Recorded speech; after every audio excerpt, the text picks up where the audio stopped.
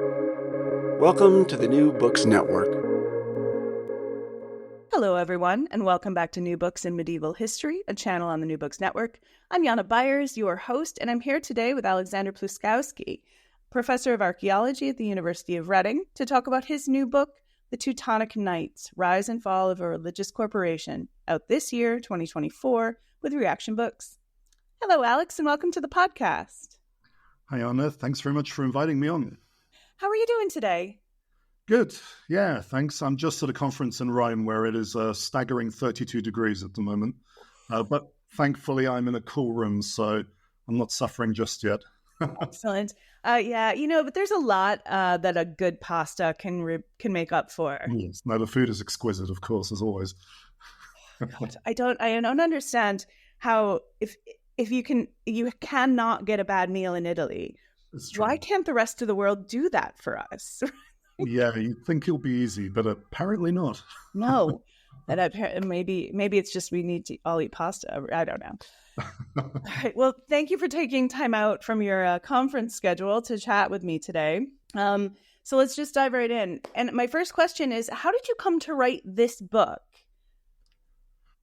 So I was actually approached by Reaction Books in the first place, specifically by Michael Lehman back in 2021. And he just wanted a book on the Teutonic Order for their Medieval Lives series. And as you probably know, as your listeners probably know, the idea behind the series is really to focus on either individual lives or on specific subjects and themes during the period, but also to engage with broader debates and concerns that were current at the time and that people are still talking about today. So it's one of those books that's designed for multiple audiences, so both academic and broader audiences. And I guess because there's relatively little written in English on the Teutonic Order, especially for a broader readership, that was also part of the appeal, both for Reaction and for myself. I mean, there is, of course, Erik Christiansen's classic book on the Northern Crusades that I'm sure everybody's familiar with on some level. It's been kicking around for a few decades. And then William Urban's books on the Teutonic Order. And he's incredibly prolific. He's still churning them out. I think he's published more in the last year or two on the sort of later history of the Teutonic Order. But his Teutonic Knights, the sort of classic work that's most accessible to English readers, was published 20 years ago. And his books are great and engaging, but again, a little outdated in some places and very much dealing with the military or the political history of the Teutonic Order within their broader context. And I guess there are also a couple of Osprey books. Again, they're the sort of cheap and cheerful, lots of colourful pictures, but quite short. And I'm thinking of the ones on the Teutonic Order's Baltic castles that, again, were published some time ago by Steve Turnbull and illustrated by the wonderful Peter Dennis, who's done a lot of reconstruction illustrations and paintings for not just for Osprey, but for all sorts of historical and archaeological books. And in fact, I was lucky to work with Peter on some reconstructions of a castle in Latvia I did for a project a while back.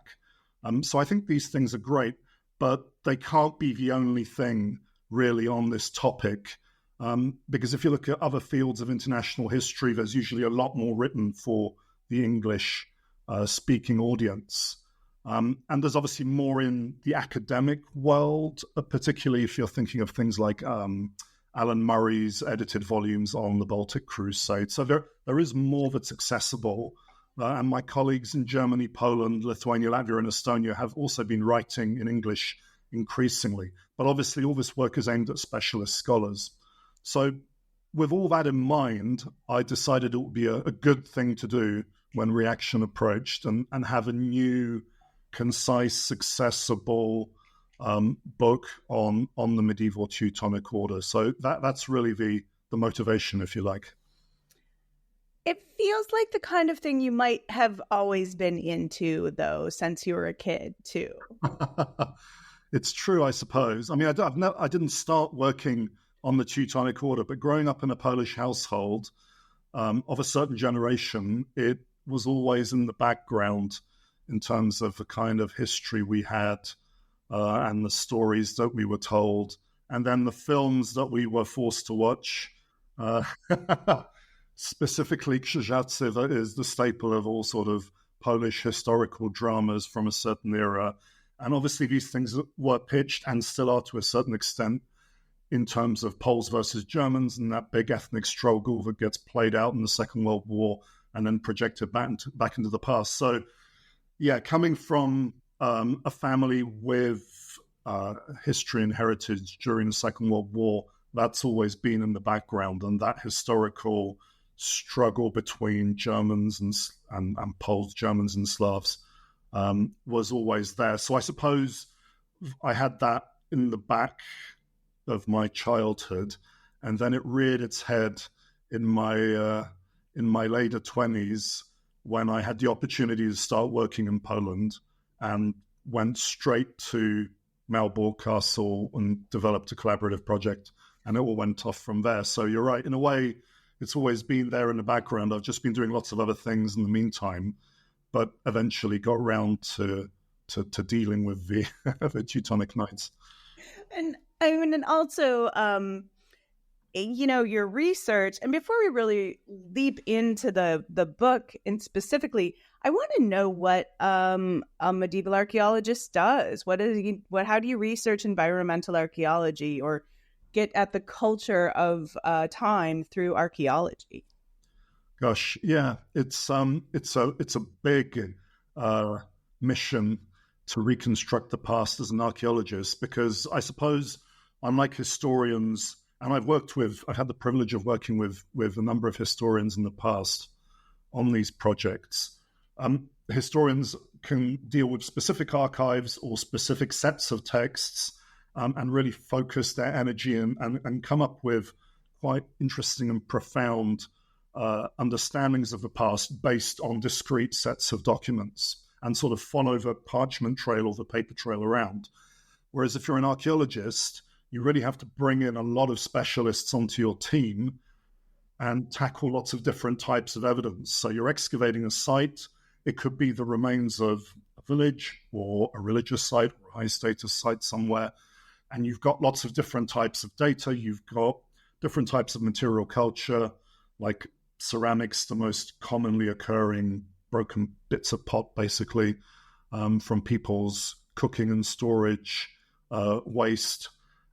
Lots of food remains in the form of animal bones and plant remains. Wooden objects may survive, stone objects, bone objects may survive.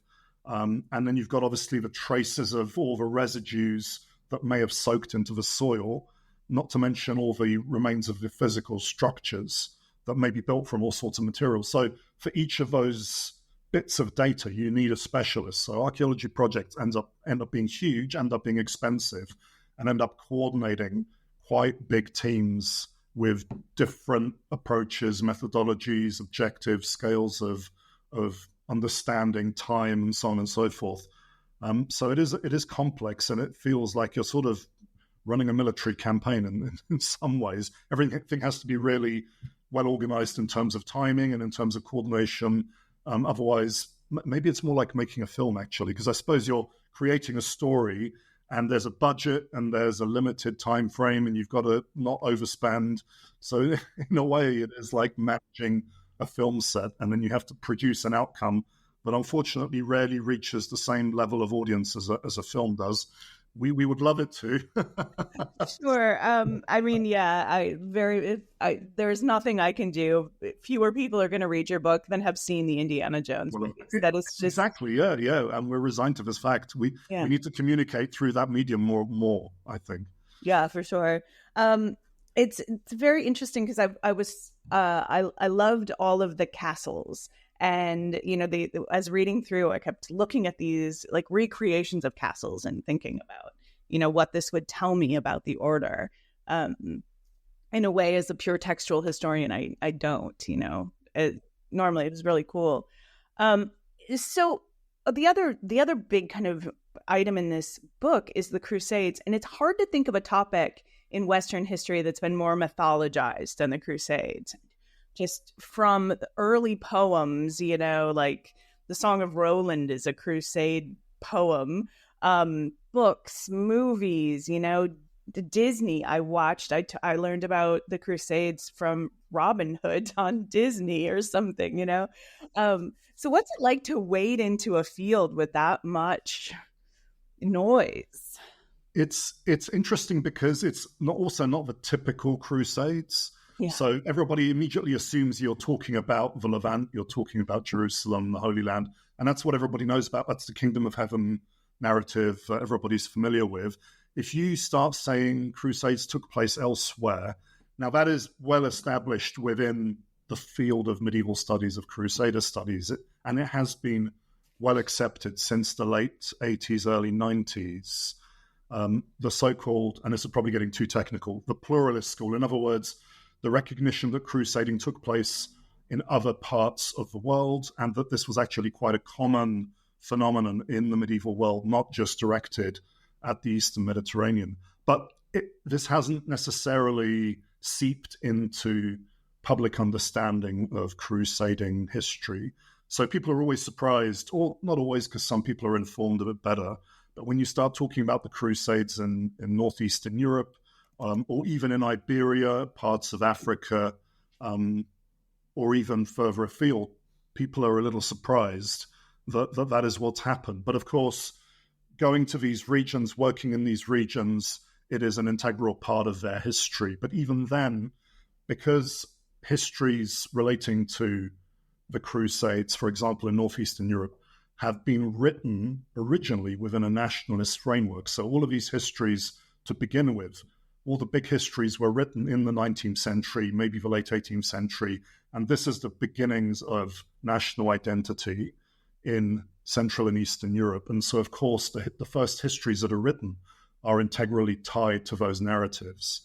And so crusading, in a way, it's being brought back in recently within even local understanding of these events that transpired 800 or so years ago in northeastern Europe.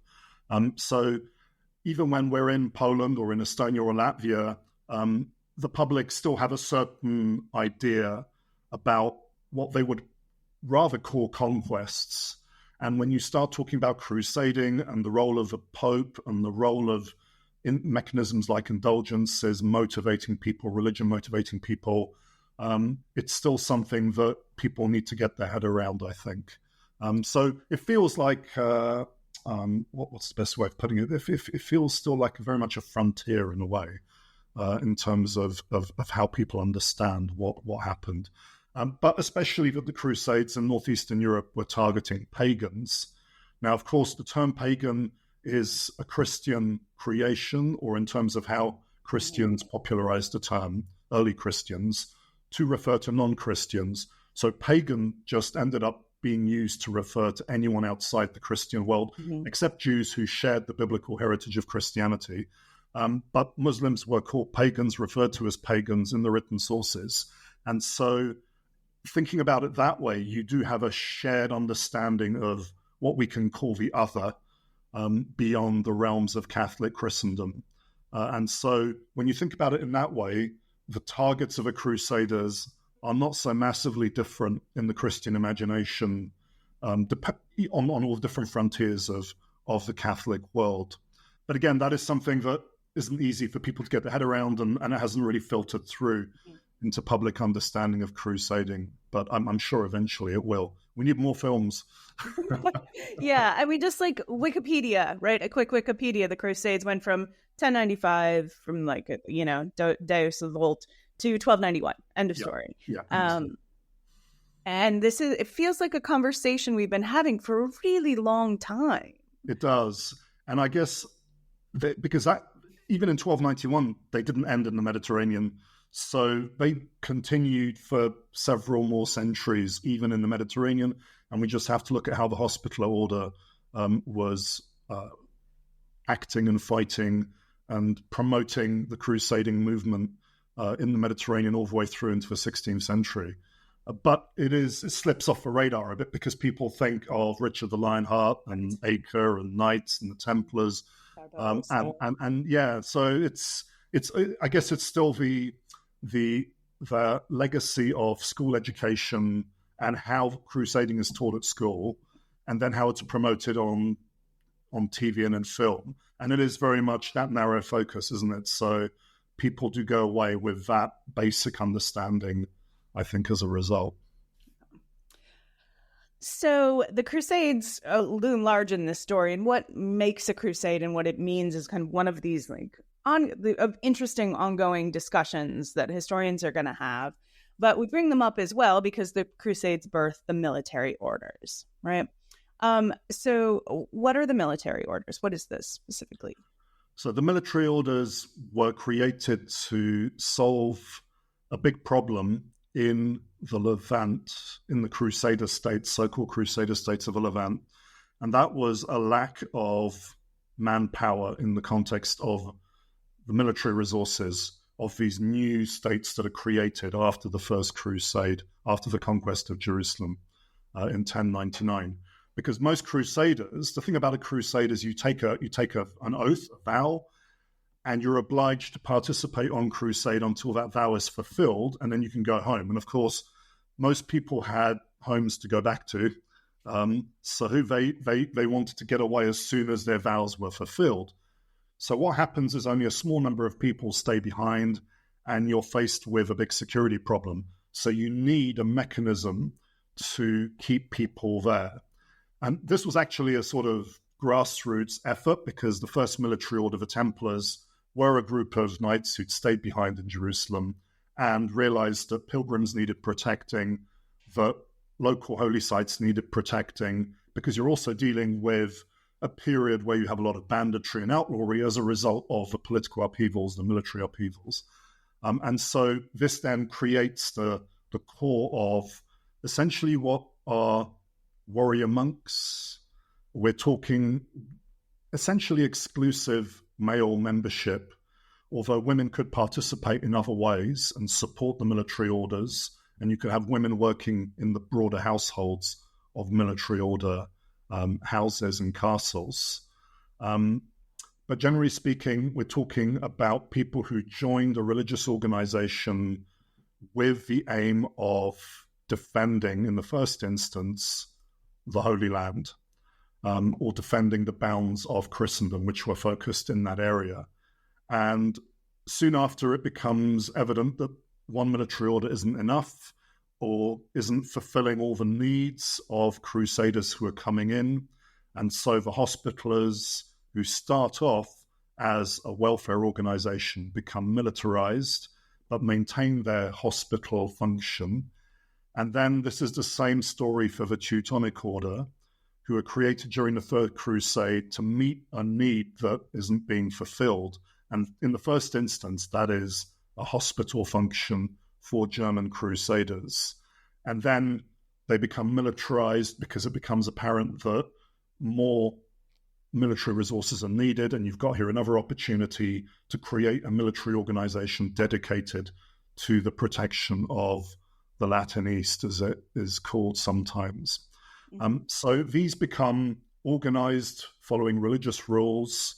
They live as monastic communities, essentially, and the Teutonic Order's rules. So all of these organizations are given rules in the same way that monastic orders are, that dictate their lifestyle and their structure.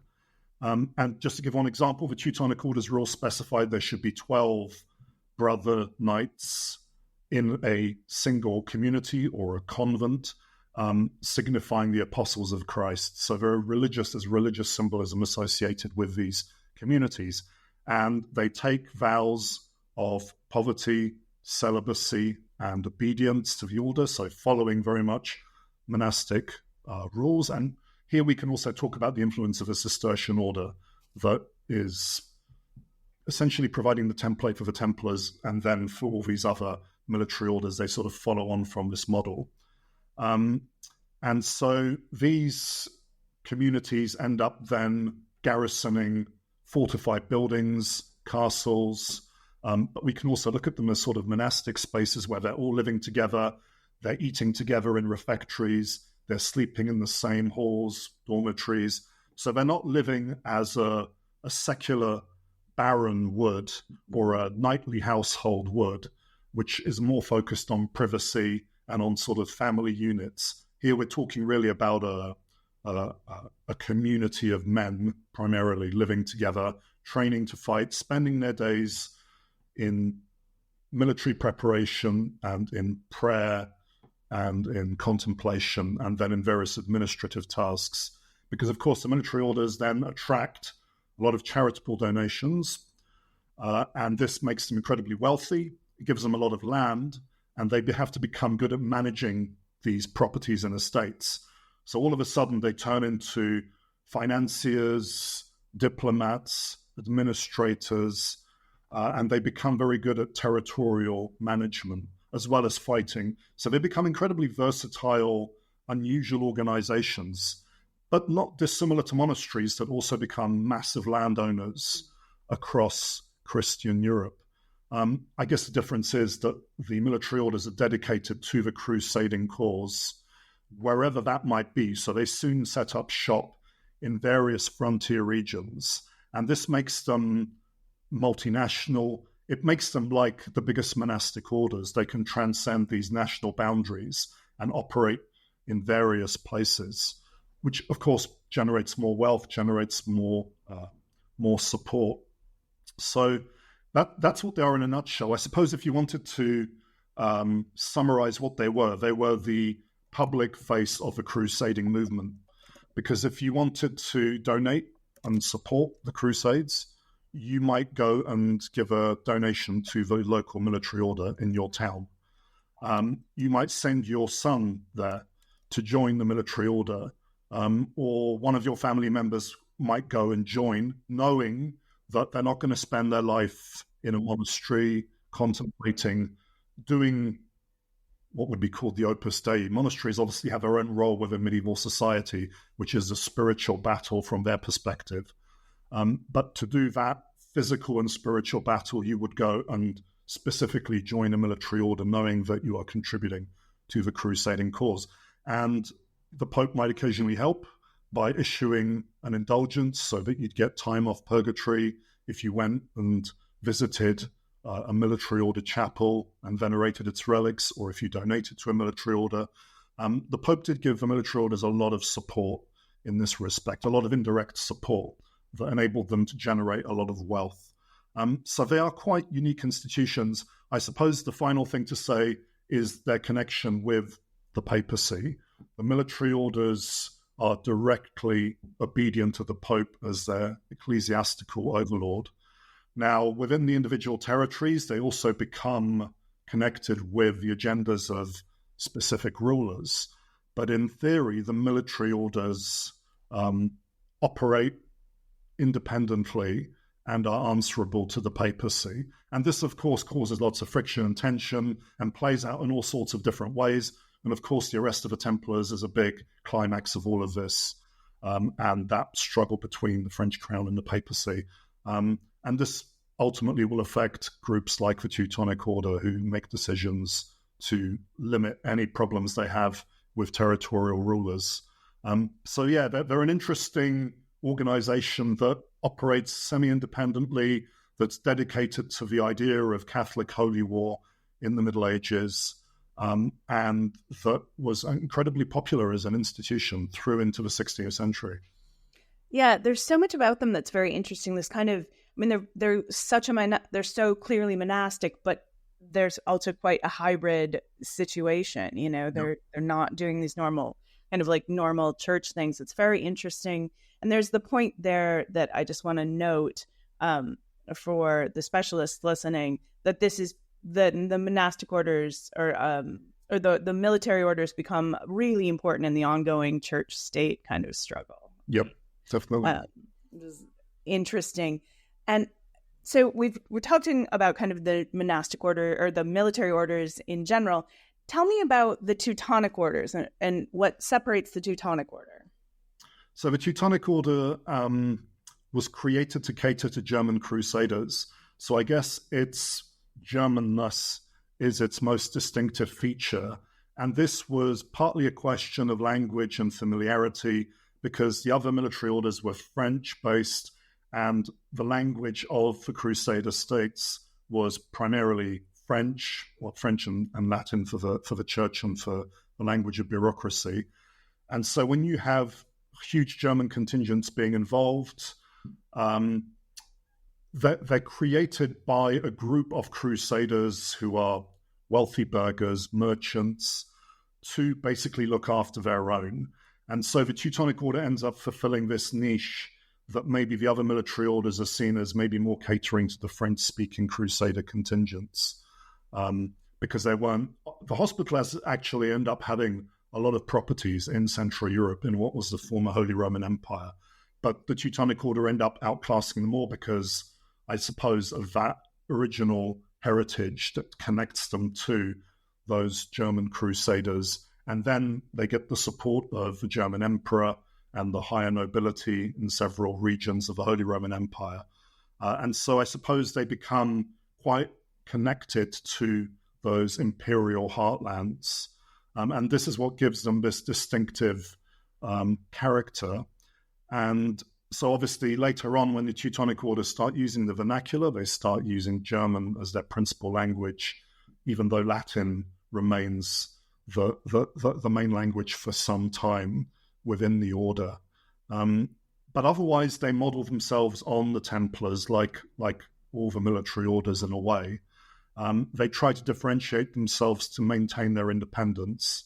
And so they end up having their own emblem and their own versions of the rule that dictates how they're living. And so then this gives them a certain amount of independence. But at the end of the day, they're still doing the same thing. And they're still behaving in a similar way to the other military orders. So I suppose it is that Germanness in terms of language and shared background, cultural background, and kinship relations in terms of the families supporting the order, but also where they're getting their recruitment from. That ultimately is what gives them that distinctiveness. How important is that when they leave the Holy Land? How important is that ethnic identity in where they choose to go? It remains really important because they continue to recruit from the empire, and not just for themselves, but also for their subjects or people who will become their subjects when they start inviting settlers in to colonize the conquered territories in the Eastern Baltic, in what becomes Prussia and Livonia. They're really drawing on their support base from the empire. And also the whole, and we're probably jumping the gun in the discussion here, but the whole process of settling the conquered territories with planned towns is very much derived from German planned towns like Lübeck, like Magdeburg, which form inspirations for then creating these planned colonies in the Eastern Baltic. So they very much retain very strong connections with the provinces of the empire, and of course with the German emperors, who symbolically give them the land that they are conquering. So there's almost even this sense that the German emperors feel that they own these territories and they're granting them to the Teutonic Order, which is also what the Pope is doing. So you've got, again, this sort of tension between the German emperors and the papacy, and there's a lot of internal squabbling and politics, and, that gets really complicated. But ultimately, the Teutonic Order end up being very good at this balancing act between these two great forces that are supporting them. But that German connection remains very strong, and all the way through to the very end, through to the 16th century, when the eastern branches of the order become secularized, they are still recruiting from German-speaking regions.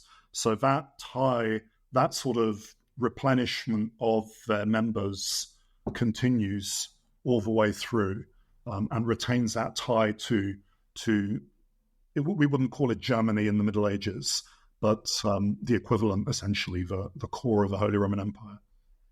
Yeah, I did just kind of moved us a little too far. So post Holy Land, post Levant, it's the Teutonic Knights go into Transylvania, Prussia, right, kind of the German border. lands, and then the Baltics as well. That's right, then into Livonia. Yeah. And that's extraordinary because they're also still involved in the Holy Land right up to 1291, as you said earlier on, when everything sort of comes to an end. Well, it doesn't, but does. Things shift to Cyprus. But it's incredible. They are so versatile. And then, of course, you have this big tug of war within the order, because as the northern territories become bigger, require more investment, more military resources, there's a faction that develops that wants more commitment from the order to the north, whereas the core of the order still wants to protect the Holy Land. And so there's this going backwards and forwards between, do we put more resources into the Levant, or do we put more resources into the north? And eventually the northern factions win right at the end once the Holy Land is lost. And there's a bit of a period where the order trying to pick its feet up and find its mission again. And its mission eventually gets relocated to northeastern Europe. In a way that some historians think that faction of the order, particularly the Prussian branch of the order, have won the argument and have basically said, no, forget the Mediterranean, it's gone. Let's focus on what we've achieved in the north and put all of our investment, or most of our investment, into consolidating these territories that we've conquered or have acquired through various ways. I'm trying to sort out, and maybe I'm creating a false dichotomy here, but I'm trying to sort out how much of the expansion, or the like crusading into northeastern Europe is about, Christianity, and how much of it is about kind of secular concerns about land and empire. Yeah, it's really difficult to untangle. I know we all like dichotomies because it makes it easier to understand things, but I think these motivations were so entangled that it's difficult to separate all of these different motivations. And I think it probably came down partly to an individual level. So you could see that some people were very committed to the Christianization of these regions or to protecting existing converts, which was always the reason given for the Crusades. It was to protect the threat to people you've already converted and to neighboring Christians. So you have to go and basically conquer the other pagans, making them converts, and then the process continues. It's a sort of cycle.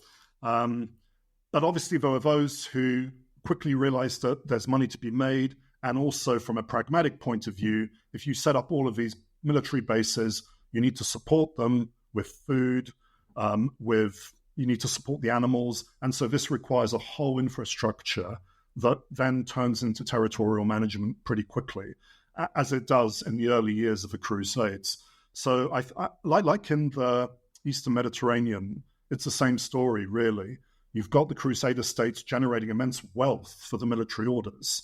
Just to give you one example, the Hospitallers make a lot of money from sugar production in the Levant, and they had vast sugar estates.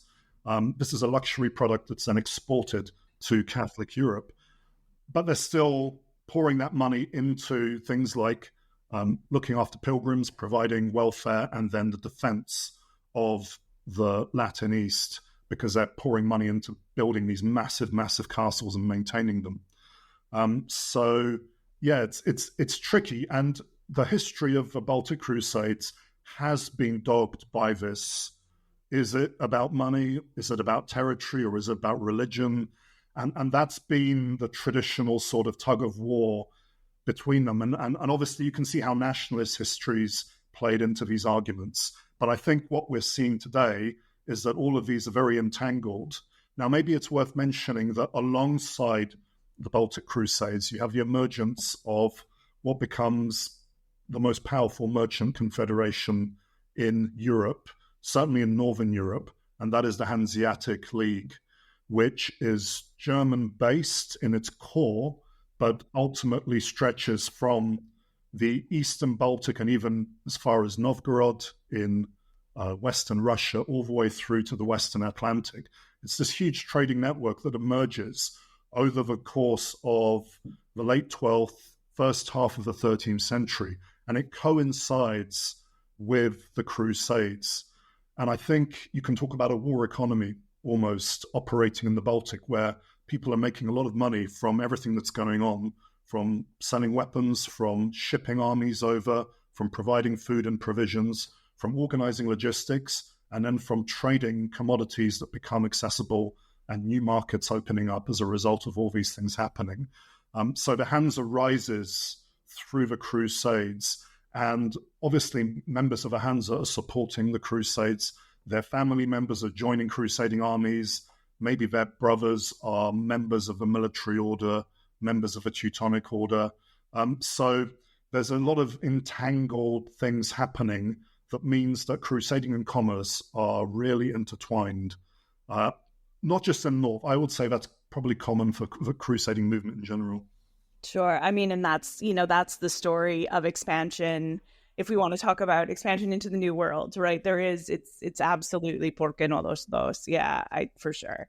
It feels like when a military order is involved, it should be clearer that it's religious, but that's nonsense, obviously. It is. And actually, the Teutonic Order gets told off for not being religious enough when they're treating their conquered pagan subjects. They seem to be more interested in maintaining their territories and supporting themselves in terms of food and taxation. And so you have these religious authorities complaining that the Teutonic Order are preventing the Christianization of their subjects by making them work too much, by exploiting them for their labor. And I'm sure there's an element of truth in that, because the Teutonic Order became incredibly good at organizing the sort of chain of provisioning in its territories. And at the end of the day, mission wasn't really their, as a missionary activity, wasn't really their rationale. That was left to the church insofar as in the Eastern Baltic to the Dominicans and also the Franciscans to actually do the evangelizing. And the church that was established, so the bishops that became established in these regions. And I don't think the Teutonic Order ever saw it as its sort of driving force to provide religious instruction to those who had been conquered and had been forcibly baptized or had converted. Because, of course, maybe it's worth mentioning for your listeners that the process of conquest was accompanied by a public show of religious conversion to Christianity, to Catholicism. And this was seen, that there's a long history of this in northeastern Europe with earlier Christian incursions, such as, for example, Polish magnates attacking Prussia over the course of the 12th century, and even earlier in some regions. What you're basically doing is swearing an oath of loyalty to the new regime and converting to Christianity as a demonstration of that. It's a public demonstration of your allegiance to the new authority, which is Christian, and therefore you're also showing that support of a Christian state. So the two things become intertwined. The sort of religious conversion and political allegiance become intertwined. And that's what the Teutonic Order do during the Crusades, and other groups were involved earlier on in the Crusades in the Eastern Baltic. They basically create new ties of loyalty through the process of religious conversion, which is not to say that people's worldviews aren't changing at the same time, because obviously you then do have this whole push to change how people are thinking about reality, about the afterlife, about the treatment of the dead, about what happens to the soul. You know, all of these questions are being thrown out at the same time by priests, by chaplains, by members of a church who are trying to instruct the pagans that are being conquered. So, yeah, I suppose to answer your question is that it was always there with military conquest, but then the Teutonic Order move on and leave religious instruction to the church to deal with. Right on. All right. So let's bring this story to a close. What happens? What happens here? Where do you want to start? I mean, when does the order kind of lose its prominence or its power? Okay, so just a very, very quick summary of what happens after the Crusades. The Crusades essentially end in the last decades of the 13th century in northeastern Europe. They result in the Teutonic Order holding huge amounts of territory in what is today northern Poland, Estonia, Latvia, Western Lithuania, and the Russian Kaliningrad Oblast that's sandwiched between Poland and Lithuania. These are huge territories, and this is unprecedented. And this happens at a time when the Holy Land is lost, 1291, and the writing is on the wall for the military orders. And it bites the Templars big time, and that order is dissolved. And there's also talk in the background of, well, maybe we don't really need all these military orders. Maybe we can just merge them all together. And so the Teutonic Order its leadership are very nervous about what's going on. And they think, understandably, probably, we don't really know because there is very little documentation surviving that gives us an insight into the discussions within the order. But their actions suggest that they're thinking we're probably safer in our own territory where we operate as sovereign authorities, sovereign lords, rather than in someone else's territory where we can be arrested and all our property can be seized. So a choice is made in 1309 to relocate the headquarters of the order to Prussia, to Marienburg, from Venice. Venice had been the headquarters after Acre had fallen in 1291. Venice was still a place where crusades could be launched from into the Levant, and there was still this hope that maybe the order could play a role in that. But by 1309, they've more or less given up. They've relocated to the Baltic, and they then really play the role of territorial lords. So in that same year, they've annexed Pomerania, which is essentially sort of eastern side of Pomerania around the city port of Gdańsk, or Danzig in German. I won't go into the details of why that happens, but it gives them a huge additional territory and a lot of income from the port that makes them, of course, even wealthier. And then they set about consolidating and building their territorial state. State is probably not the right word because historians try to differentiate their lands from the sort of neighboring secular states. But anyway, they've got these polities that they're ruling. And they then, to maintain their raison d'etre, if you like, reinvent themselves as the defenders of Catholic Christendom in the north. And the target becomes Lithuania, which remains the last pagan state. It's the Grand Duchy of Lithuania, and becomes the target of a century of crusading over the course of the 14th century. So the Teutonic Order invest in this huge infrastructure to bring knights from all over Europe to fight against the Lithuanians. And also this group called the Samogitians, who are on the sort of the western edges of Lithuania, who eventually become part of the Grand Duchy. And so 100 years is spent fighting the Lithuanians. And this really is part of the order's identity. And its wealth comes from this as well. And it tries to seize more and more land into Lithuania. The Lithuanians are very good at resisting the Teutonic Order. And eventually you have a union between Poland and Lithuania. Lithuania becomes Catholic. And then these wars turn into a normal secular war, of course, between the Teutonic Order and Poland, the Polish-Lithuanian Union. Of course, the order's maintaining it's still fighting pagans, that the Poles are heretics for aiding pagans, the bad Christians, so on and so forth. But the argument falls increasingly flat, and support for the order starts to dry up at the beginning of the 15th century. Then you have this big victory in 1410, the Battle of Tannenberg or Grunwald for the Poles, which is like this epic moment in Polish national history and Lithuanian national history, but is still celebrated today. And it's a political event as much as a cultural event, you know, this big defeat of a Teutonic Order. And it's the beginning of a long financial decline. And increasingly, they lose territory. Poland and Lithuania are much more successful at military actions and seizing land.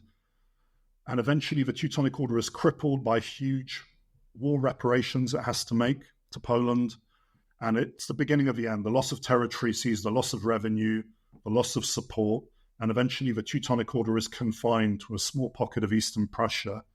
In Livonia, so Latvia and Estonia, the death knell really happens about 50 years later during a big war, the Livonian War, where the armies of the Russian Tsar, Ivan Vasilievich, Ivan the Terrible, as he is better known, decide to invade Livonia, and this creates a crisis within the Teutonic Order's branch there.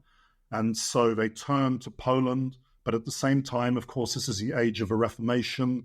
You have reformers spreading new ideas, new religious ideas, and this prompts the order to secularize. It happens first in Prussia in 1525, again, because of those connections with Lutheran reformers and speakers, thinkers. And then in Livonia, it happens in 1561, 1562 during the Livonian War. So what you have there is these two branches of a Teutonic Order, the whole territory, the most territory, then becoming completely secular. So they become essentially like normal secular states. They sever their connection with the Pope, with the crusading movement completely, and with the rest of the Teutonic Order that, of course, we have to remember was still quite powerful within the empire. It had its own master, its own provincial leader, the so-called German master, who tried for some considerable time to recover the lands lost in northeastern Europe, but it never happened. And so the Teutonic Order in the empire, and it's still there today with its headquarters in Austria in Vienna, basically just became a branch of the Catholic Church, except in the Netherlands, where actually eventually adopted Lutheranism. But in the core of the empire, it was, I suppose, part of the Counter-Reformation and became that kind of charitable monastic institution within the Catholic Church, always looking back to its crusading past, but never stepping back into that role and never having that role as a territorial overlord in the way that its Baltic branches did. So I suppose some people may think that in the 16th century, the Teutonic Order fell apart. Well, it didn't really. It just lost its principal territories and that whole crusading culture that went with them, whereas it continued in Central Europe as part of the German Church, essentially, and has continued up to this day in various forms, a much reduced form, but still part of the Catholic Church. Oh, wow. What a story, yeah? What an amazing story. Yeah, but it's quite a remarkable thing. I mean, literally a religious corporation that came out of nowhere, a small field hospital, became one of the most powerful territorial rulers in Europe, in Northern Europe especially, and then lost all of that and fragmented and came back into being a much smaller institution, obviously still embedded. I suppose its legacy has been more profound than, say, the Templars, who've instead attracted the sort of conspiracy theorists and the sort of secret societies and all the esotericism, whereas the Teutonic Order have instead been leveraged in the context of nationalism and ethnic struggles. That's where their legacy ultimately was transformed into. And so I guess they played a different role. Their history played a different role compared to the other military orders. And the Hospitallers, obviously, also still going in various forms, have their own history and heritage that they promote. Yeah. Oh, cool. All right. I've taken up enough of your time. So it's been absolutely wonderful. So just one more question. Super, super easy. What are you working on now? What's next? Gosh. Well, I've relocated myself over the last few years to Iberia.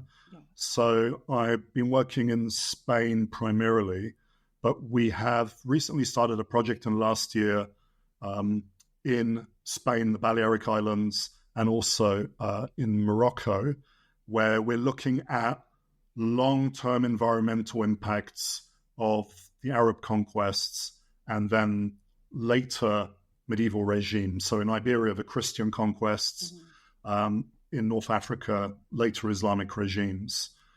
So this is very much a project looking at the environmental impact of all of these population movements and regime changes on either side of the Christian-Muslim frontier.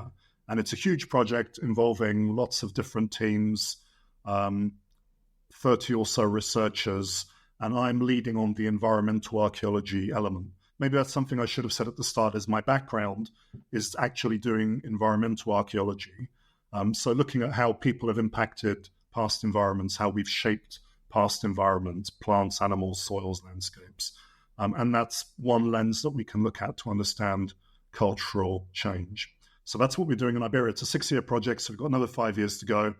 And that's why I'm at this conference, to talk about it as well. It's a sort of soft launch for the project.